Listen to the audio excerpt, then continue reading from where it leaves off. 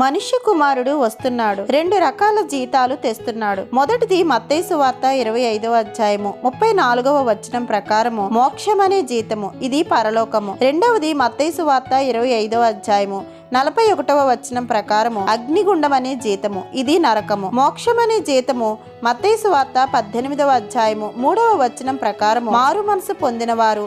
రోమాపత్రిక 8వ అధ్యాయము 17వ వచనం ప్రకారం క్రీస్తుని అంగీకరించిన వారు, యేసు రక్తంలో కడగబడిన వారు.